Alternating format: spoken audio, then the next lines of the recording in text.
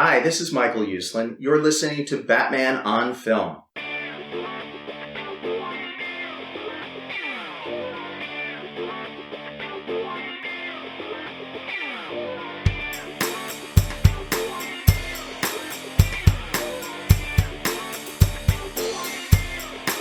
Hey now! Hello! Welcome to episode 4 of the Batman on Film satellite show.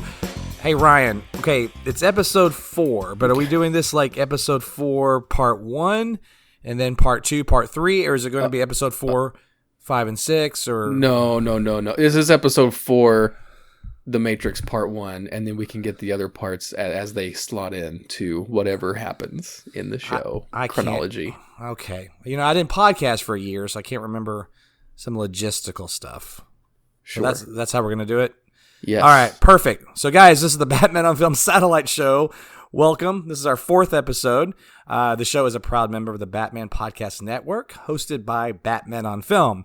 Check out all the shows over at batmanpodcastnetwork.com and follow our Twitter, BatPod Network, as well BOF's Instagram, ran by Ryan Haas himself, at Batman on Film. If you're listening to us on Apple Podcasts, please just take just a second just to rate and review the show. It really helps us out a lot, okay? Today's topic for the satellite show, and for some people that are just listening for the first time, it's just that, guys. The BOF satellite show is whatever the hell we want to talk about. And so we've done 3 episodes so far. So here we are with episode 4. And before I say what the topic is, let me just say this. When Ryan and I started doing Batman on Film proper satellite episodes back in probably, I guess, around the time the Disney era of Star Wars launched, that's probably fair to say, right? Timeline-wise, Ryan? Mm-hmm. Roughly, somewhere in there? Mm-hmm. We always said we have to do a Matrix show. And then we talked about it, we never got around to it. And then you and I launched this new offshoot podcast via Batman on Film. And then what do we get? A 4th Matrix. And no one saw that coming. I didn't see that coming. I had no idea that we were going to get a 4th show. Chris, I haven't properly introduced you yet, but I'm going to just dive in and then I'll do an introduction. Did you think we were going to get a 4th Matrix show? Well, I mean, they've been talking about or Matrix film. They were talking about it for a while, so I thought that it might happen. I was worried about some of the people they were talking to about making it happen. Mm-hmm. But when they actually announced that the cameras were rolling and that they actually had one of the Wachowskis doing it, I was surprised. I was really surprised in a very good way. So anyway, so this episode, guys, we're going to focus on the original film, the aforementioned groundbreaking film, and then we'll have some general franchise stuff talk sprinkled in. It's not off limits, but part 2 we will have Scott Mendelson from Forbes, film critic. He and I actually talked on the phone at length about a week or 2 ago. He's a really cool guy, quirky. I had never spoken to him, and I wasn't expecting him to be so quirky in a very endearing way. I liked him a lot, so I'm looking forward to his take on the underrated sequels and kind of the franchise moving forward. And then we'll have a 3rd part, which will actually be covering the film. And Chris, you need to come back on that. I think that's a great full circle show for you to do with us, if you would. Hey, happy to. If you would honor us with your presence, sir. All right? Okay. I'm greatly anticipating the movie. I'll put it that way. Me too. But like I said, for today, we're going to talk about the original film. So let's kind of dig into it. Obviously, here's with my co-host, BOF senior contributor. And by the way, all these titles didn't even exist in my day, but whatever. Senior contributor. Ryan Haas, what's up, buddy? Yeah, well, it's Bill just made them up. I just think it means like, you've been doing stuff for website for a long time. Like Chris is like whatever's above that, probably like alumni, like emeritus or whatever. So, yeah, I'll take it. Emeritus BOFer. Yeah, and Bill and I are just one another's perpetual punching bags. But no, that's great.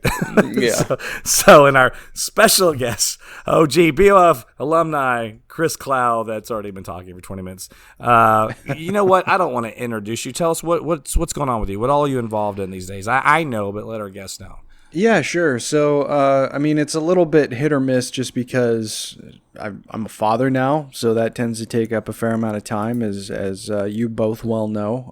Yes. I'm a little late to the party compared to both of you. But when I'm able to do stuff, the most regular thing that I contribute to is the Comic Binge with our buddy Paul Herman. It's a show that started as a podcast, moved to a YouTube channel, and we just talk about comics and comics-based discussions. We had a really good conversation the last time on the channel about the update that Marvel pushed out to their Marvel Unlimited app. So it's basically like a Netflix for comics on the Marvel side, which turned into like a whole appraisal of what the comic book direct market is doing these days, how stores are struggling, the realities that they have to keep up with, and whether or not real physical comics are even going to exist in the next decade.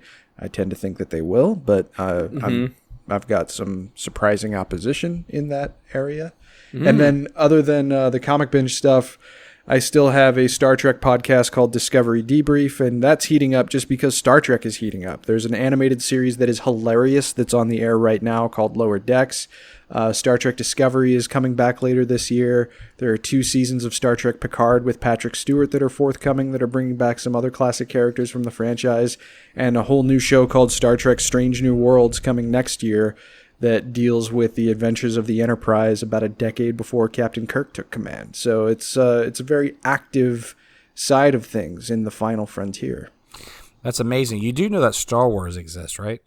Yeah, well, I mean, Star Wars does exist, just and George kidding. Lucas will even tell you that it's thanks to Star Trek. So you're welcome. Just kidding. It's an old school troll. He gets enough of that from Paul on the Comic Binge. Oh, is that right? I love listening to you and Paul both, and I've been on Don't try to get me into that. multiple shows with both of you, but I've not listened Chris, I can't do it. to that. That's my bad. That impression is fucking amazing. Okay, and yes, this is I hope Paul listens to this. the BOF Satellite Show is R-rated. Sorry, Paul is not going to listen because Paul hates the Matrix for some reason, and I don't know why. What? All the more reason he should, so we can educate him, just like we should on The Last Jedi. Anyway, so I wore a Last Jedi T-shirt on one of our Comic Binge streams, and that did not make him very happy. Oh, Paul, come on. Okay, so now that Paul's a dad himself and he'll get old and bitter one day, he'll understand what Luke's really all about. Okay, guys, so let's talk about. Listen, I just going into this episode and then talking to Scott over at Forbes about the sequels, and then also kind of gearing it for the new film. Obviously, I revisited the first movie. Here's something this is the biggest compliment I can give, and my wife and I were actually finishing up the second half of it today because I got through as much as I could yesterday. I actually am really glad I watched it again, and I've probably seen The Matrix. I mean, I hate pulling numbers out of my ass. No, really, I don't, so I'll do it. Probably at least 15 times. I mean, beginning to end, 10, 15 times. Okay, that's pretty easy. The sequel's probably about the same, maybe a little less, 8, 9 times. And I love all 3, and I look much like I do the Dark Knight trilogy as and really even the first. My God, really even all 3 Star Wars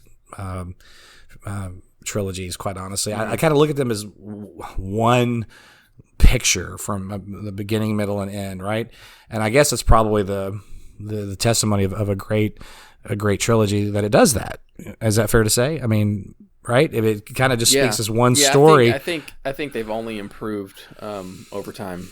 Yeah, the complete story. Yeah, sure. So anyway, I was going, oh, that's right. This is in the quote first one. Oh, I don't see that until Neo doesn't fly to the end of this one. That's right. And by the way, that ending's so badass, one of my favorites. And so it was a lot of that kind of fun stuff. It was more just not forgetting the characters of the events. It was more just when exactly it took place. So that was fun to revisit.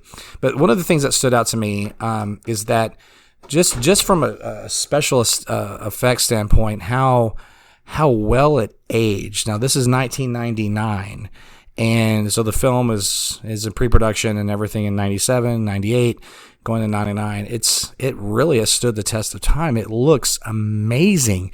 There's some stuff that's dated, sure, but overwhelmingly, it just looks great. Just kind of diving into this, Ryan, when's the last time you saw it, and just kind of how did it make you feel versus like when you first saw it when it came out? Yeah, I mean, I watched it for this show as well. It's probably the second time I've watched it since they were all 3 re-released on 4K Blu-ray a couple years ago, and they are fantastic transfers. They look so good. They've never looked better on that format. And I've got it set up with like the Dolby Atmos speakers and the Philips Hue lights and stuff. I think Chris has that as well. And watching The Matrix that way is just incredible because the pockets of light it's ridiculous. But so they've only held up over time. And for me, like me and Chris are pretty close in age, but I was 11 when the first movie came out. So I did not see it in the theater because it was an R-rated movie and I was 11.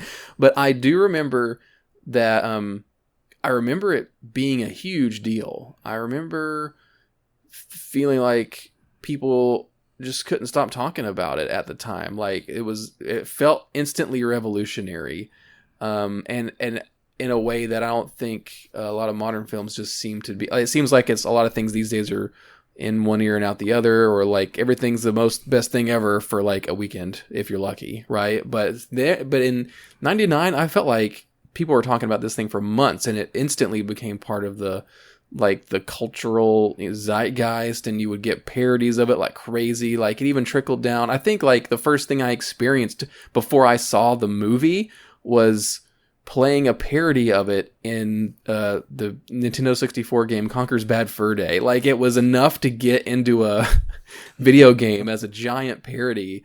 But then the first time I remember watching it was like at the early height like of DVD.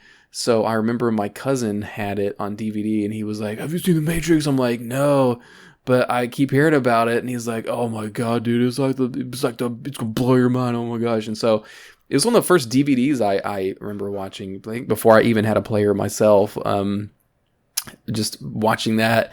And yeah, it totally did, because it was like, oh my god, it's the perfect time of like watching this crazy groundbreaking R-rated movie when you're like 11 or 12 or whatever. Sure.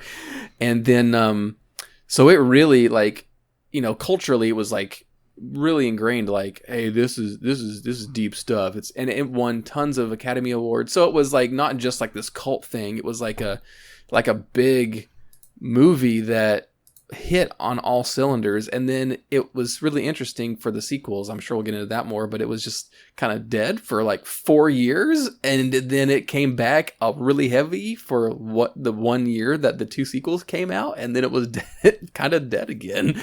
But by the time the sequels came out, I was just at the cusp of being able to see R-rated movies like by myself in the theater. Well, I think I may drug my mom or dad to them so I could get in or something. But enough time had passed for the sequels to where it was like absolutely the perfect time in my life to experience all 3 of those movies. So it's definitely one of those things that's been more and more rewarding revisiting them. It hasn't aged; it's only improved. And I keep getting new things out of it. Absolutely. And Chris, you're a perfect guest for this topic, because I look at you as a true philosopher, and I'm not being facetious when I say that. And this film, we can talk about Star Wars, for instance, and the Force and things that are probably so trite they never really get out of the shallow end if you really think about it. But we don't care. It's just so much fun, and it's magical. It's great filmmaking, and we get wrapped up in it. It doesn't matter what it really means. In fact, quite frankly, not to get off on Star Wars, but the Force not meaning really anything, or it was ambiguous without midichlorians, was much more compelling than what some of the stuff they did in the prequels, as much as I like them. But coming back to The Matrix, it really opens up this can of worms of what is self, and what is reality, what is life. I think there's even a line where it's stated in the film, like, well, what is reality? What is that even? What is real? How do you define? Like Morpheus says that. Like how do you define what's real? Is that what he says? How do you define what's real? Electrical impulses interpreted by your brain. Is that all that reality is, really? I'm paraphrasing, but like the potential chosen one with the spoon. I was able to. This is one of my favorite scenes in the film, by the way.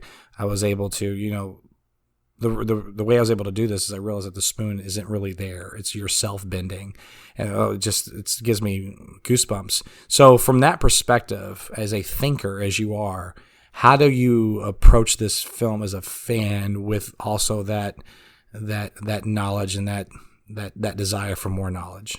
Well, you flatter me. I'm not trying to be overtly, and I'm not saying you're smarter than myself or Ryan, by the way, just for the record. No, of course not. I'm kidding. But no, but you are truly a very in-depth thinker, and it's a legitimate legitimate question considering who you are. And Ryan, you would agree with me on this, right? This is kind of right up Chris's alley in terms. Yeah, I mean that's why when we were thinking about people to get on the show for this, we're like, hey, Chris is like the perfect person for this because we've talked about doing this show long enough that we've talked about it on other shows, like with Paul, like, oh, we're gonna do a Matrix show. He's like, oh, you can count me out on that. I won't listen to that show. Don't let me know.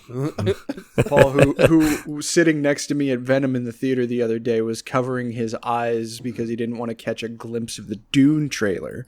So, but anyway, that's neither here nor there. But I say that you flatter me because if you have gleaned a perspective on me such as you described, a lot of it I would attribute to The Matrix for unlocking something in my brain from a pretty early age. Because Ryan and I are just a few months apart, I think, in age. So I think so, yeah. I was in a similar. And how old are you guys, just for purposes of this discussion? For this, 33. Yep, 33. Okay, 34 I'm sorry. in December. And I'm 46. Okay, go ahead, sir.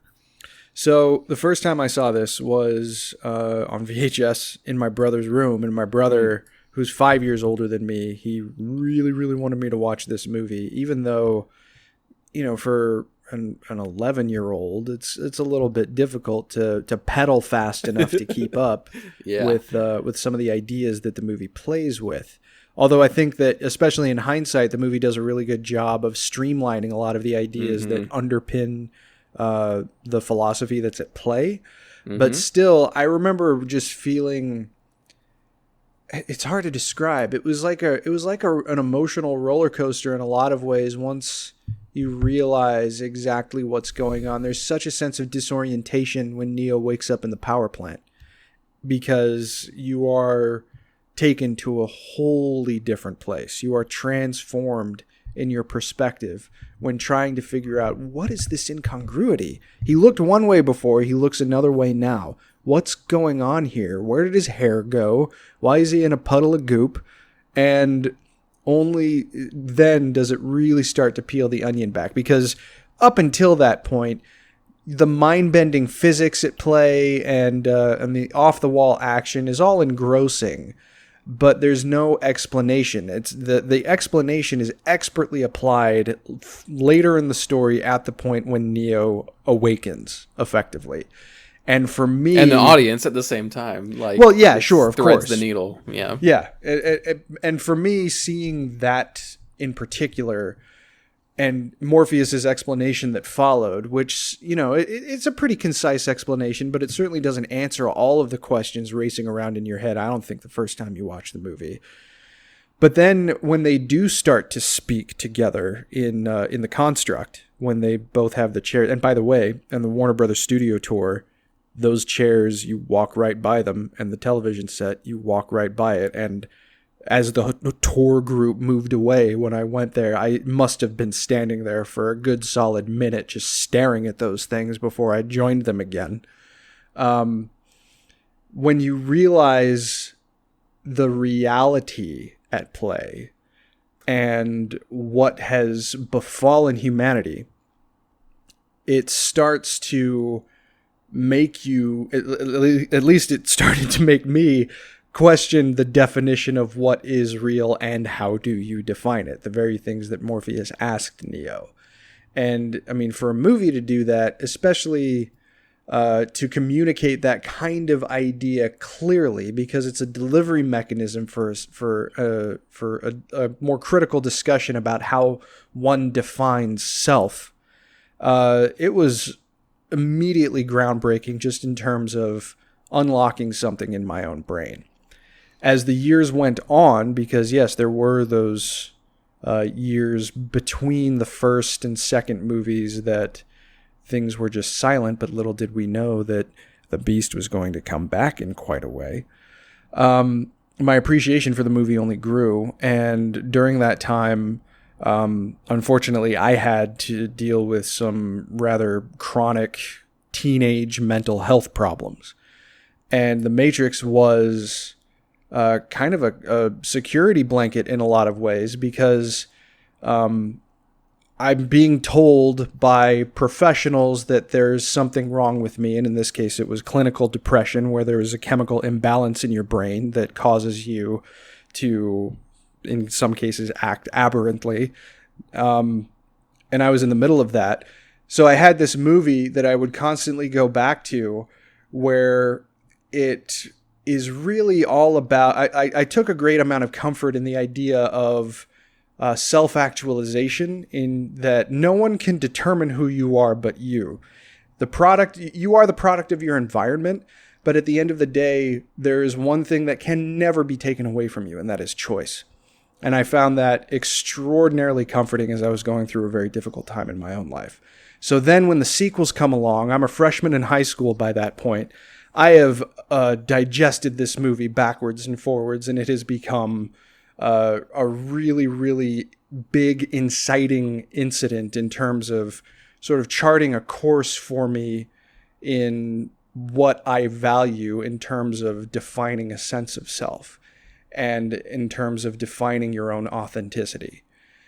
And I would never have opened up Simulacra and Simulation by Jean Baudrillard if it wasn't for The Matrix. And, or Kevin Kelly, Out of Control, or ideas based around evolutionary psychology. I would never have been introduced to those kinds of ideas had it not been for this movie.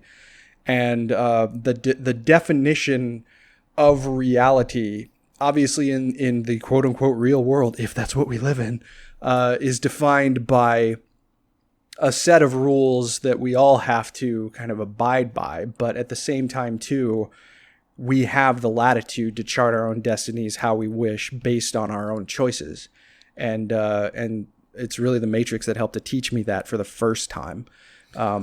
So these are ideas that I would never have been exposed to unless I took philosophy classes in college, but maybe I wouldn't have even taken those if it wasn't for this movie. So I place a great deal of importance in helping to develop my own sense of self on the ideas that this movie unlocked in my very young brain. You know, a scene that jumps out at me, with all that said, wonderfully said, by the way, and it's a simple little thing, but it's when Neo goes back to the actual Matrix for the first time, not in the simulators, not into the training program modules and whatnot, when he's actually back in the Matrix, and the reality is he knew it. And they're in a driver's driving them around, and Morpheus looks at him. I know what you're going to say. Yeah, well, Morpheus looks at him and says, it's pretty remarkable, isn't it? Or something like that. Like, fuck, man, look at this. But he just looks over and says, hey, I used to eat at that restaurant. Mm-hmm. And they have great noodles. Or they had pretty good noodles. Yeah, pretty good noodles. But there was something about it that was so simplistic. And I think about just the day-to-day, like right here in my neighborhood in Cypress, Texas, there's little places that I don't even really think about. I just know I can pop in and get a good Reuben sandwich, right? And I just kind of take it for granted. It's just there. But it just made me tap into that. Like these little things in life that your day-to-day that really do mean something that you don't even realize that they do until it's that old cliche, you don't know what you have until it's gone. But it was just something about that moment. I'm like, how many times did he eat in there? And it was just part of his daily routine as he was reading the paper or whatever he may have been doing. And now he looks at that and says, wow, it's not real. And, we kind of deal with that in our own personal lives, whether, Ryan, it's going through a divorce, or whether it's just not going from teenage years to not teenage years, from living with your folks to not living with your parents, or looking back. Think about just looking back on a day in June, in the summer and June of whatever year it was when you were 11 years old. For me, it would have been 1986, 87, whatever that math is. And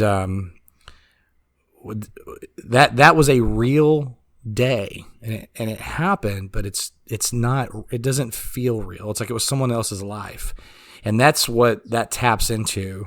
Also, is that own feeling that we get even when we're not struggling with this sense of where we are. In other words, we accept the reality as it is. We just know that things are they change and they're weird. And when you look back on them, you have this weird perception. But this takes it to a whole new level of, it's not just because you've aged or your life's altered. It's that the reality as you knew it very literally didn't actually exist. That's a mind fuck. Or as the Oracle would say, it's really going to noodle your brain later. Is that how she phrases it to him? Is something like that. Bake your noodle. Yeah. Bake your noodle. Bake your noodle. What's really going to bake your noodle later on if you, is would you have broken it if I hadn't said anything? You would have broken that vase if I didn't say anything. Yeah. God, that's a great line. That's an interesting subtopic too, is that actress, that character, and her passing away and being recast and whatnot. But for maybe we'll save that for episode 2. But that's the brilliance of the film, and it doesn't get overwrought. It doesn't try too hard, and then it has this perfect platform for these incredible action scenes. And again, I was watching it with the second half with my wife today. She hadn't seen it in years, and she said something along the lines of, "I don't remember it being this exhilarating." And I was like, "It is. It's exhilarating." And listen, there's a couple of moments in films that are. There's something about a good fight, and it's just that it's that little boy that still lives in me that just played sports or whatever. I don't know what it is, just testosterone. And some of my favorites are Rocky 3 when Stallone talks shit to Clubber Lang in their second fight. He's like, "Yo, my mama hits harder than that." It's like all that 80s playground stuff, but it's so great and it works in that film.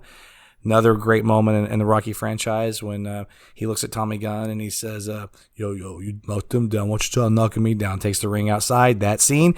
The Dark Knight Rises between Bane and Batman. That when he comes back, he's like, oh, you came to die. He's like, what does he say to him when he shows up? No, I came to stop you. Yeah, and he's like, I came to stop you. Yeah. But it works. It's so great. And there's just Batman. These... Mission statement and an ass kicking. Mission statement and an ass kicking. And by the way, for the Dark Knight Rises people out there that don't get it, and he retired, he did the ultimate thing, guys. He saved his city. Bruce Wayne saved his city. That's what he did. Okay, moving on. That's the whole point of that whole trilogy. He saved his city. But this movie has it, and it happens twice. It happens when it's more or less in the same sequence, but it's when Neo's left behind towards the end. And all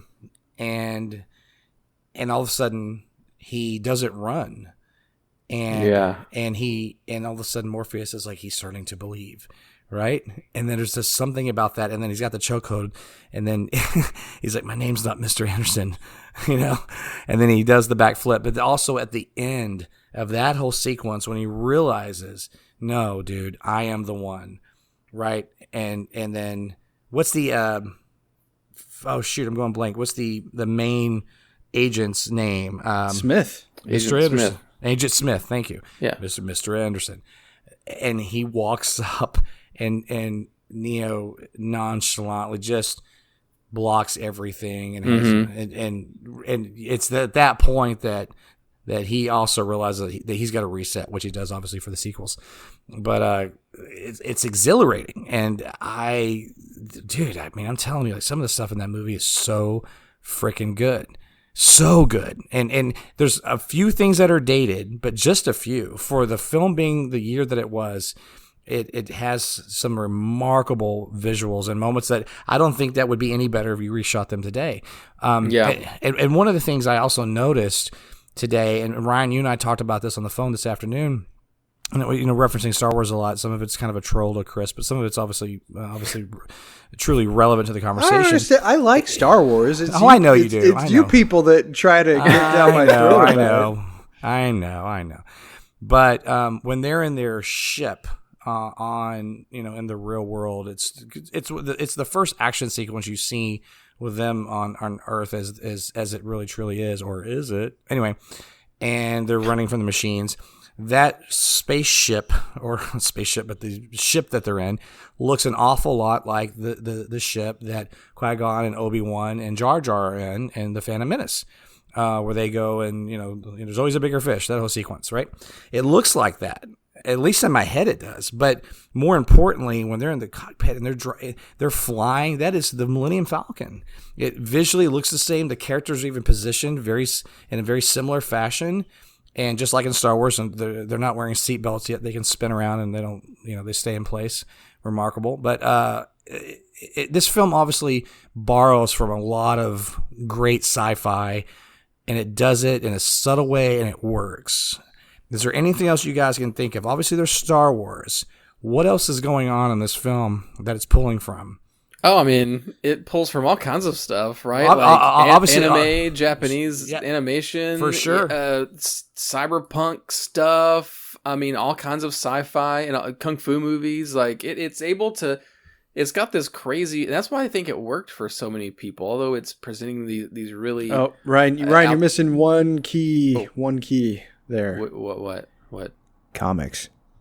Oh yeah, of course. Like you're a superhero. Like people fly around. Like of course. Yeah, I mean, so it just got this framework of like this new, like a seemingly new sci-fi backdrop, but they're able to contextualize all this other common stuff that we're all fans of and make something new out of it. Would we even have gotten? I know with the Tarantino satellite show, would we even have gotten Kill Bill in some of the fight sequences if it wasn't for the Matrix? I mean, I'm being serious. The Matrix. I mean, it was so revolutionary. It was so instantly revolutionary, not just for the pop culture part of it, but yeah, other filmmakers like immediately started using those techniques, or causing it like to have a resurgence of stuff. Absolutely, it did. For sure. So there's one other thing I wanted to bring up here, and I was struggling how to frame it, and I still don't know how, so I'm just going to run with it. Is Chris, we're talking about self and what is self, right? And this film taps into that immensely. It's like the theme, and there's a great sequence where what's the guy's name that's the traitor, and he's a good actor. Cypher. Okay, thank you. I liked him in Memento, and he was great in Memento. Joey Pantoliano. Yeah, he's great in Memento. Fantastic. And he's not bad in Daredevil either. Oh, that's right. He's in Daredevil. That's right. He's in Daredevil. But it's the sequence where he obviously knows that ignorance is bliss. And I think that's even a line he has. But he's eating that steak. And by the way, it's like perfectly medium rare. Like made me want to eat it. And he has a cigar and he's sipping his wine. Although he should have been holding it by the stem, because if you hold it up at the glass, it'll jeopardize the integrity of the wine. But I won't get into that. Anyway, but he's enjoying his wine. He's enjoying his steak, and yet he knows that it's not real, but he doesn't care because it is real. So then, left with that choice, Chris, would you want to live in a real world that was drab, that was violent, that every day was a fight for survival, that perhaps to the end you could have been part of the better good? Or would you just rather live in the Matrix, where in his case he wanted to be someone famous, he wanted to come back as, I think he said, an actor, which is funny, yeah, and enjoy his medium rare steaks and his fine Cuban cigar and his whatever wine he was drinking? Or would you rather, quote, know what your reality is? What and what difference does it make? Well, you speak to the root of human insecurity when you're talking about the idea of living in comfort in a lap of luxury, or, I mean, on its face, the thing that Cypher placed more value on was the idea that he wants to be comfortable. He's sick of being cold all the time. He's sick of eating the same old goddamn goop every day. You know, he's placing a lot of value on, not even on the tactile experience of what defines his reality, but just on like a perception of comfort and a perception of safety. And he doesn't care that he's being used, right? Or he wouldn't care if he was being used. And I mean, if I were given a choice, I like to think, and it's impossible to say because I'm not sure if any real practical choice like this would ever come to me, but I would like to say that I choose to live authentically. I choose to not be the tool for an oppressor. I choose to taste real things, and I choose to feel real things because being cold in real life is infinitely better than an electrical signal that's telling me I'm warm. There's nothing to trust if you realize that you're stuck in a simulation. But they don't realize it, though. That's just it, right? He doesn't want to. He has to have his memory wiped clean. He wants the medium rare steak. He wants the hot blonde and the red dress. He doesn't want. Yeah, he doesn't. I mean, if he broke through once, chances are. I mean, not that it's guaranteed, but he might be able to break through again. There might be that splinter that cracks down the facade of that reality that drives him into a certain method. I mean, presuming he's successful and Zion is ultimately destroyed, the fact of the matter is that if he got out once and starts to understand and maybe even comes to realize what he might have contributed to the death of a real human reality, that might be bad in and of itself. Although I think the point in his villainy is defined by his desire to eschew authenticity in favor of nothing that is real. And there's something about that just crawls up my spine. Yeah. Ryan, what do you think? If you had a choice.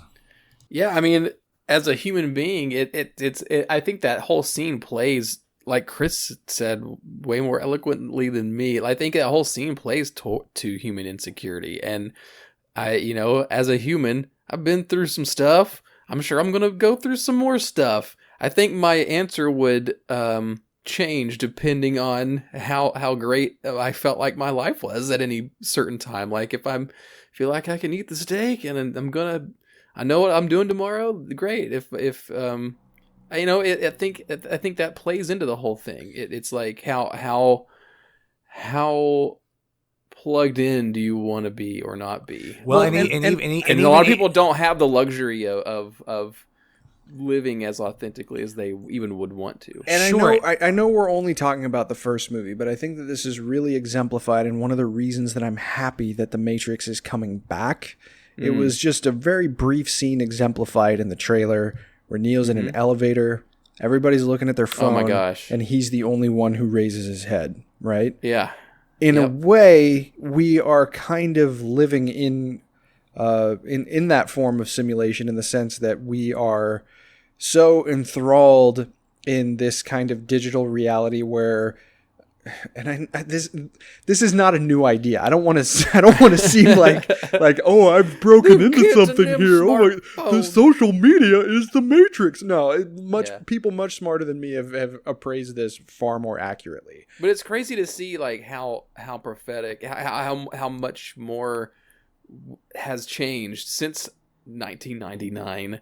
And it just feels like we continue to get closer. Yeah, exactly. It reinforces a lot of the ideas that are at play in the movie, because really at the end of the day, you have a profile on Twitter. You have a profile on Facebook. You have a profile on Instagram. Those are not you.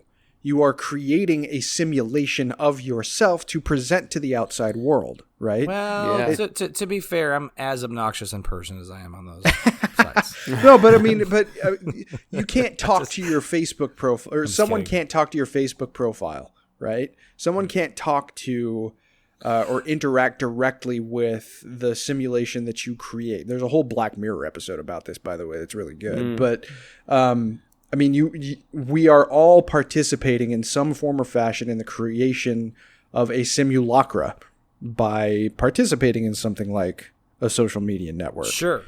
And I think that speaks to kind of the thing that Cypher was obsessed with He was obsessed with the simulacra. He was obsessed with the comfort. He was obsessed with the creation of his own image that he projected out into the world, even though that didn't reflect who he really was. And who he really was, at the end of the day, was a fucking coward. Well said. Even Agent Smith has his moment in the film where he... Oh, don't get me started. Oh, my God. that whole scene, I watched it again today, and I like when the other agents walk in and, they're looking like, what the hell is he doing to Morpheus? But he wants out. It's a whole inversion of the idea of consciousness, right? Yeah, right. Humanity is starting to creep in and infect the program. That's right. And it's taken to its fullest extent, especially in the second movie, I would argue. But in that first one, by having such a realistic set of rules governing the simulation of the Matrix, he can't help but develop similar kinds of prejudices, of hatreds that human beings do, and he doesn't like that about himself. Is he jealous of Morpheus? I don't think so. I think, if anything, he is so extraordinarily resentful of these pissant creatures for having the perceptions that they do in spite of being so weak, especially in comparison to him. He looks at humanity very much like, I'm stealing from the Avengers now, but like, someone looks down at a bug with a boot on their foot, right? It's just the idea that he has to absorb many of the same kinds of physical feelings and physical senses of discomfort. It's the smell, if you can believe such a thing. I can taste your stink. Yeah. And every time I do, I fear that I've somehow been infected by it. It's repulsive, isn't it? He hates people. He hates people. He hates that he's becoming someone. That's just it. The best Mr. Freeze ever. Like he God. pulls off that perfect like emotion without showing emotion thing that is perfect for that kind of thing. It's a very underrated performance, just as a performance. It is, because that's very difficult what he's doing. And he's a robot, but he has a little bit of these humanistic tendencies. I would argue that I think the character, however he was intended to be by the creators, I think that he's tapped into something with the quote humans, and I think he's angry that he's a little envious. He's a little jealous of it. These are free thinkers, and that's just sort of how I interpret that whole sequence. He's angry and he hates them, but he's also he basically wants to become a free thinker for himself. Yeah, exactly. But does he though? Because that hatred comes from passion, and passion comes from love, and all that talk, right? But within the bounds of the first movie, Smith's journey, and they don't really overtly say this as much as they do in the second movie, but really in the first movie, the experience that we hear that Smith is going through is almost like the absolute opposite of the experience that Neo is going through. So it's only natural that he becomes the full villain of the story, the villainous representation of the story. Because, Neo is a human being who discovers that he's in a simulation and he wants out because he wants to be free. And Smith is very much the opposite. Smith came from the machine world. He was a program that was inserted into this human simulation, or the simulation designed to cater to humans' needs. And by so doing, starts to develop his own personality and starts to become a more independent thinker. And that's what he hates. He hates that he is developing individuality, whereas Neo despised and fought against the idea of conforming to a system that was trying to control him. So by the time of the second movie, and I'm not going to get too deeply into it because that's not what this show is about, but by the time of the second movie, that's when Smith really lets go of this idea of just returning to becoming a program. He decides, and he is compelled to disobey when he's up for deletion in the machine mainframe. And that's when he becomes what he becomes. But it's because he really desired the kind of clean uniformity that a machine would desire. And Neo is human, and he doesn't want that. He wants all of the messiness that comes with humanity as long as he gets to control his own destiny. Ooh, that's well said. All right, so listen. This is a great conversation. I'm going to ask one last question on this show, for this topic. Ryan and I are going to discuss, and a lot of the conversation we're going to have with Scott too. Ryan is his perspective on, because I think he does a great job in analyzing box office and the business as a whole. Very interested to get his perspective on how the franchise looks moving forward from that idea, and the fact that he also finds the sequels underrated. We can dive into that. And then on this third episode, Chris, when me, you, and Brian come back together, let's discuss obviously the fourth film, and then tie this in a larger conversation about the franchise as a whole with the fourth one. So, but isolating this film, and obviously we all three like the sequels. That's actually kind of rare, but we do, and that's great. But Chris, I'm gonna ask you first. So, final question on this topic. You're really big into sci-fi. You love Star Trek. You love Star Wars. You're all over the place, and I mean that as a compliment. Where does this film fall for you in terms of sci-fi? Where is it? And it's not necessarily give it a grade or it's my fourth favorite film. Right, just kind of just generally speaking, just a feeling. Where does it fall for you? It's pretty high up there. I mean, and it was especially high up there. It was probably at the top, actually, when the sequels came out. I did, when I was a freshman in high school, I did an English report where I edited a video that compared and contrasted The Matrix and Star Wars. I wish I still had the video. I would post it on YouTube. It was just like a trailer mashup, and obviously episode 3 wasn't out, so I just used like a clip of Darth Vader turning in episode 4 as my filler for episode 3 in that little video that I edited. But I was basically making the case The Matrix is better than Star Wars, and here's why. Well, listen, I think the second film, I mean, again, I look at it as one picture, but I think it's my favorite one to watch. Well, it's the most vibrant because the themes of all three of them, it's birth in the first one, life in the second one, and death in the third one. And the second one, because it is about life, is the most vibrant of the three of them. So that's totally understandable. It is so compelling. But the fourth one is what? Life after death? I know, right? And where does it go? Is it a prequel? She talked about going through a debilitating loss. I think it was her parents that had died. Yeah.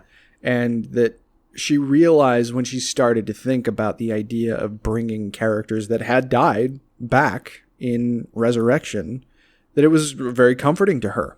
So I think the world could use a little more comfort in general. And if that's the driving theme of it, then I'm all for it, especially if it's a way that explores what it really means for a true resurrection and not just a simulation of a resurrection. And that brings me to one of the reasons I place it so highly.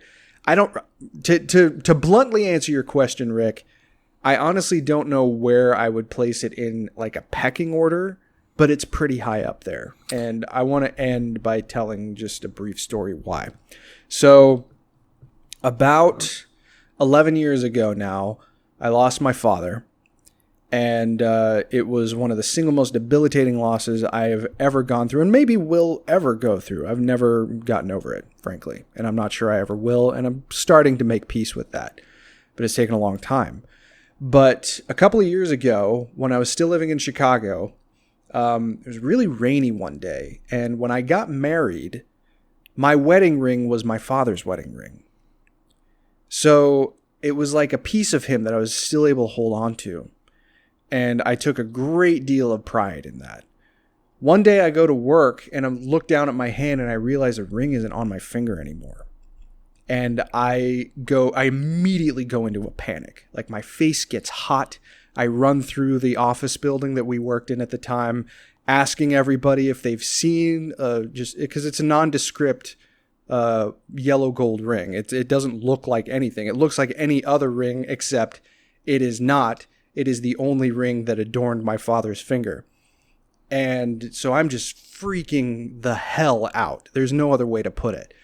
I call the Chicago Transit Authority to see if someone might have turned in a ring. Yeah, good luck there. A gold ring. No one's going to turn that in a major city like Chicago, but I tried. And the sense of debilitating loss that I went through when my father died immediately became resurgent again. So much so that I really, really thought that this is, I need to go back to therapy. This is terrible. This is like losing him all over again. And in that time, as I started to talk with someone more about what this totem really meant and how it was a direct connection to my dad, I just kind of discovered the Matrix again. And I picked up Baudrillard, Simulacra and Simulation. And reading that and like watching the movie and thinking about it in the context of being a man as opposed to a child and all of the experiences that have combined into who I am now really provided a strange level of comfort to me in realizing that is just a simulacra. That ring, yes, it provided a tangible connection, but it's not your dad. Your dad is gone. You have had to deal with that for a very long time. And this is something that meant a lot to you, but you did not do wrong by him by losing it. It was an object. It was not him. And it provided such a raw sense of comfort to me that it kind of helped to allow me, at least in a relatively large way, to move on from that sort of second wave of loss that the ring made me feel. I've never spoken publicly about this before, but I really do think that it's important just in terms of relaying my personal feelings about the ideas that are at play in this movie. They really did help me in a very real sense, which just contributes to the sense of authenticity that I feel like I was able to tap into by being exposed to the ideas that were at play in this movie. So this movie helped me from a young age to realize how I define myself, but also what to really place value in. Because, yes, it's nice to have those trinkets that might remind you of someone, but that is not the person. It is a simulacra. It is not who that person was, but there's nothing wrong with just absorbing and being natural and being true to yourself and understanding what the significance is. But don't beat yourself up because at the end of the day, it wasn't him. It wasn't him. And, not to compare the loss of my grandfather to your dad, but I lost my grandfather last year and I was very close to him. On my right thumb, I have this gaping, well, it's not gaping anymore, but this gnarly scar. And I caught it on his thorn bush in 3rd grade. This is in 1983. And it's there. Like if we were on camera right now, I'd put it up and I think you probably would be able to see it. And it's like, it's there to remind me that the past is real. But if somehow that disappeared tomorrow, I wouldn't need it to remind me of him or even that moment. And it's a physical scar. It's not an intangible thing. It's there, but I wouldn't need it. So it's to your point. It's a beautiful story. Thanks for sharing. And sorry for the loss of your dad. That's hard. Yeah, I appreciate it. And then listen, that's the beautiful thing about art. No matter what it is, it can be a painting, it can be a movie, it could be a song, and how it affects us and how we tap into it. And one of my favorite things about music is I love music, and I think the same thing is the true with film. Is sometimes it doesn't fucking matter what the intent is from the director, the writer, or the songwriter, or the singer. How does it make you feel? How do you relate something to your own personal lives? And that's when you have I take Hurt by Johnny Cash. Mm-hmm. That's a 9 Inch Nails song, right? Yeah. And, or any, really, there's a lot of different examples of stuff like this, but when the lyrics are, or the writing of a film or whatever is one thing that has the intent behind whatever's driving the characters, but how it affects you and how things can change by your own experiences is quite beautiful. I was going to go down a rabbit hole of this analogy. I'm gonna bow out of that because I'll talk for 20 minutes if I start going down that. But just to the larger point, of course, of what you just said, that's remarkable. And just to put a finer point on it, I mean, you asked where I would put it, and I don't know what other franchises have really provoked that kind of thinking, at least within me. I guess Star Trek has gotten close in some broader, like, aspirational senses, but in terms of, turning the focus inward and making someone ask themselves, how do you define yourself? Who is the real you? There's only one answer there. That's right. Oh my gosh. All right. No good segue here, Ryan. Let's do this, Ryan. We're gonna talk to Scott, and we're gonna continue talking about this great franchise. Obviously, we know what pill you guys would have taken, by the way, out of the two, so that's good. One pill makes you larger, the other makes you small. That's right. So, Ryan, any final thoughts on the film, and then do a plug, then we'll let our guests, and we'll get out of here.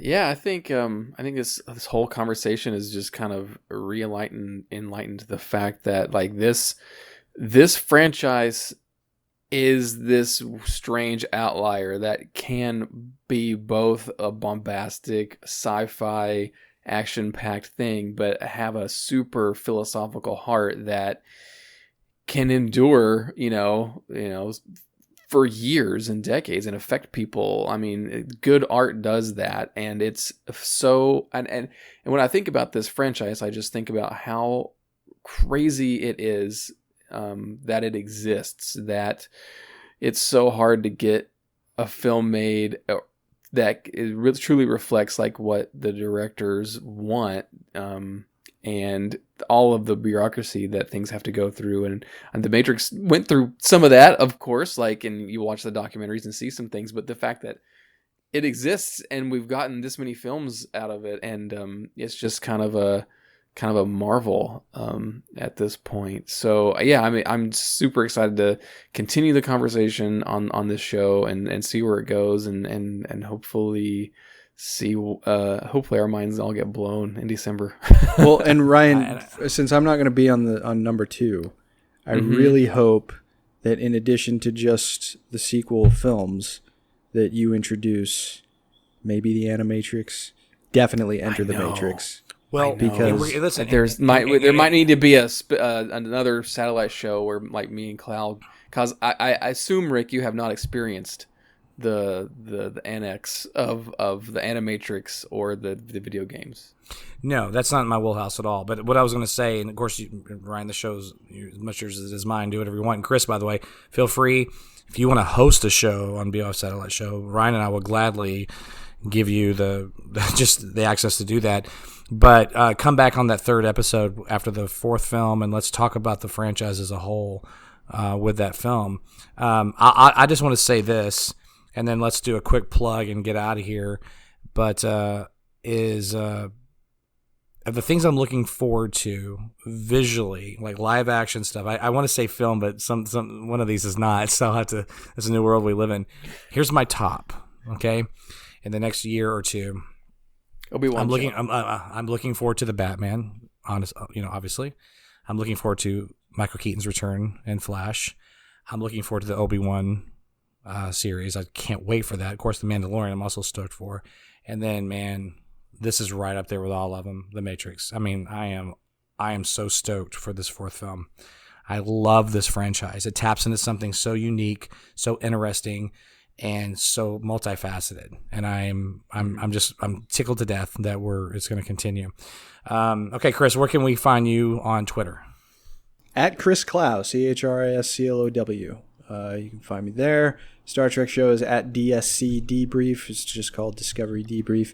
And be sure to check out the Comic Binge at Binge Comic on Twitter, and just search it out on YouTube. We have a lot of fun with that. We had a pretty good time several months ago when Paul, myself, and our old buddy Sean Gerber reviewed the Zack Snyder's Justice League. We had a pretty good conversation that came out of that. And you should just check out the channel. Paul puts a lot of himself into it, and you can really tell. Oh, yeah. That's great, man. Fantastic. Ryan, where can we find you?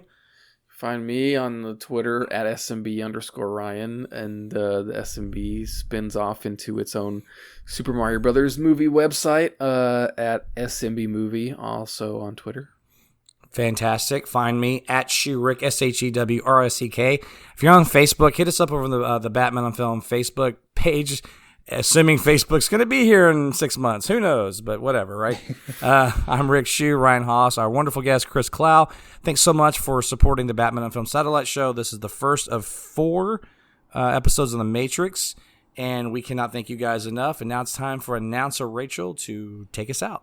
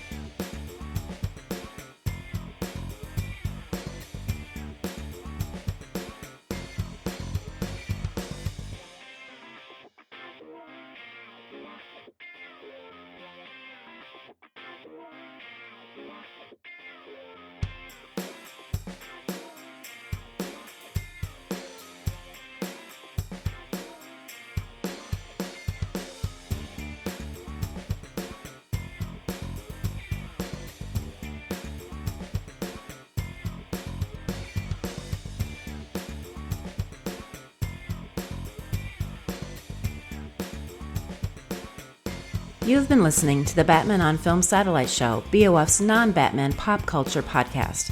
Follow the show on Twitter at BOF Show. Follow BOF on Twitter at The Batman on Film.